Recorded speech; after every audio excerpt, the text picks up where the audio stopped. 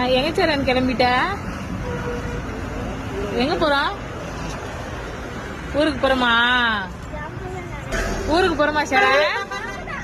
பாரு டீ சமோசா என்ன வாங்கி வச்சிருக்க சாப்பிட்றதுக்கு? டீயை ஊத்திட்டு போற. ஹாய் கனிஷ்கா.